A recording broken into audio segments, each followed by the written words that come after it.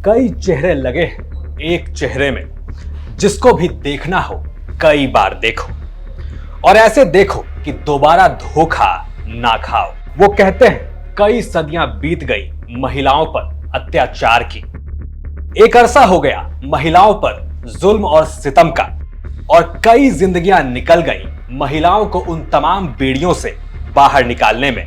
लेकिन कहां पता था कि बाहर निकलकर, आजाद होकर कुछ महिलाएं ये करना चाहती हैं, रईस जादों से दोस्ती, उन्हें प्यार में फंसाना और फिर उन्हीं पर रेप का मामला ठोक देना।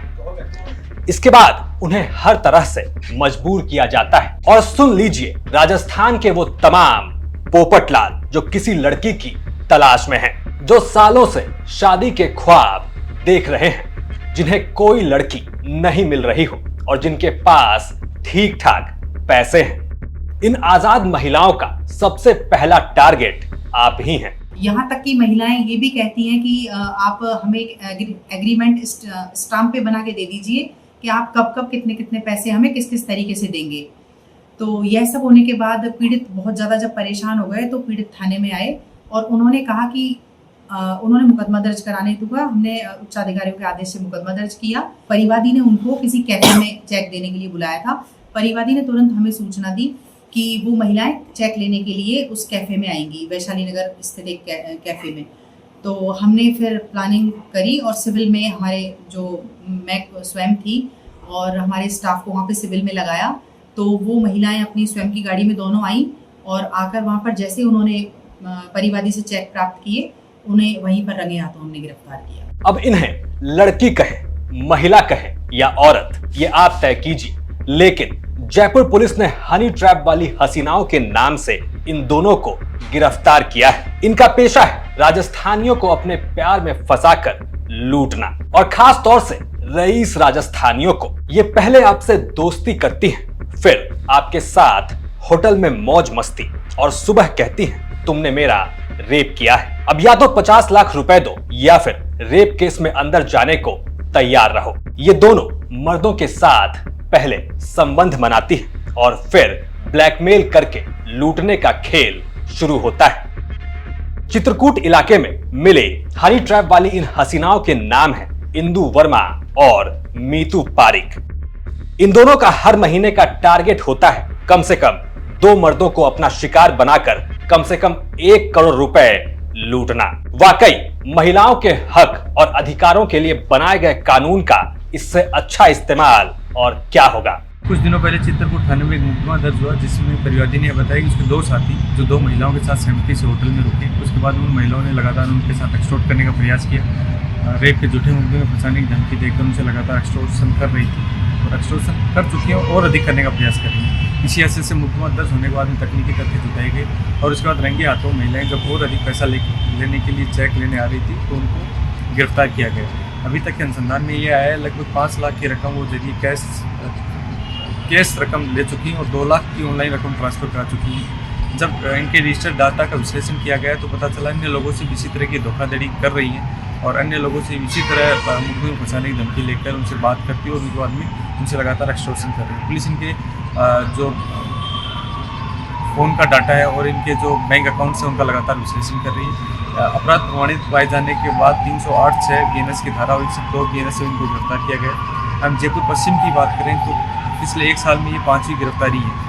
कहीं ना कहीं जो महिला संवेदनशीलता को ध्यान में रखते हुए महिलाओं की सुरक्षा के लिए जो कानून लाए गए उनका ये दुरुपयोग दिखाता है और इस तरह दुरुपयोग करने वाली महिलाओं के खिलाफ पुलिस सख्त कानूनी कार्रवाई अमल में लेकर आई। मीतू पारिक और इंदु वर्मा जयपुर में रहकर लगातार राजस्थानियों को शिकार बना रही थी। 13 जून को एक आदमी जयपुर पुलिस के पास पहुंचता है। वो बताता है कि मेरे 2 दोस्तों को नीतू और इंदु ने बुरी तरह फंसा रखा है। ये दोनों पहले उनसे दोस्ती करती हैं, झूठा ही सही लेकिन प्यार करती हैं और इनका ये प्यार होटल के कमरों में भी चलता है। और सुबह ये मैडम कहती है तुमने मेरा रेप किया है, 50 लाख दो, नहीं तो रेप केस में जेल जाने के लिए तैयार रहो।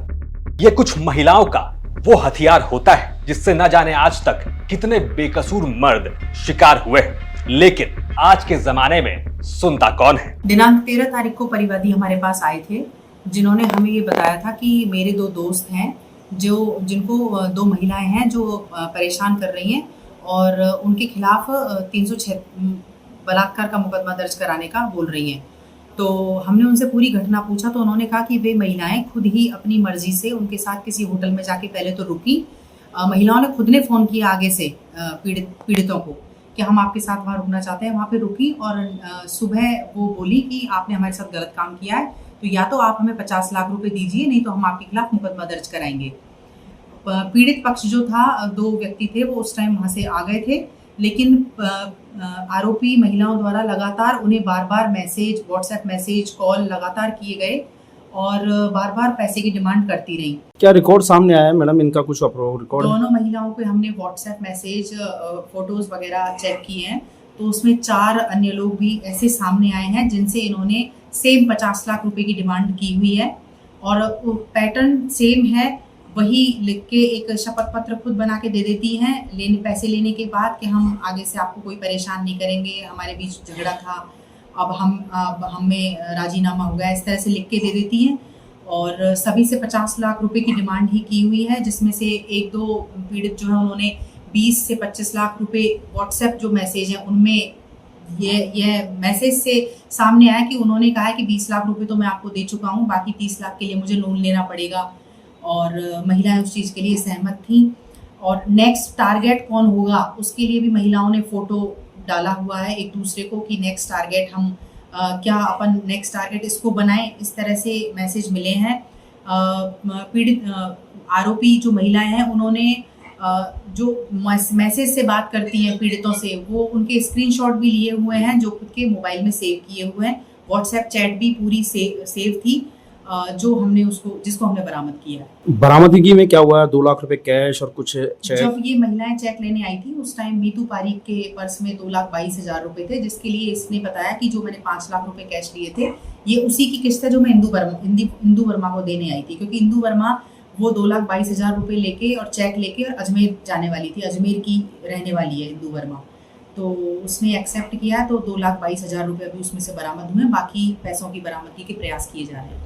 कह सकते हैं कि लुट चुके उन लोगों की फरियाद जयपुर पुलिस ने समझी। शिकायत के बाद इन्हें पकड़ने के लिए जाल बिछाया गया और आपको हैरानी नहीं होगी कि जिस वक्त ये दोनों रंगे हाथ पकड़ी गई उस वक्त भी ये लोग किसी से वसूली के लिए आई थी। 2,20,000 रुपए तो पुलिस को मौके पर ही मिल गए, लेकिन बड़ी बात ये रही कि इंदू वर्मा अजमेर भागने वाली थी, लेकिन भागने से ठीक पहले इन दोनों को दबोच लिया गया। फिलहाल इनके चंगुल से जयपुर के एक व्यापारी को बाहर निकाला गया है, साथ ही उन लोगों की तलाश है जो इनके शिकार हो चुके हैं। तो अब जब भी कोई महिला आपसे बात करे या आप किसी महिला से बात करें तो पहले ये जरूर पता लगा लें कि आप जिससे बात कर रहे हैं वो असली भी है या नहीं। जयपुर से ये खबर थी हमारे संवाददाता विशाल शर्मा की। आप देख रहे थे क्राइम सीन। साथ ही राजस्थान की तमाम खबरों के लिए आप देखते रहिए राजस्थान तक।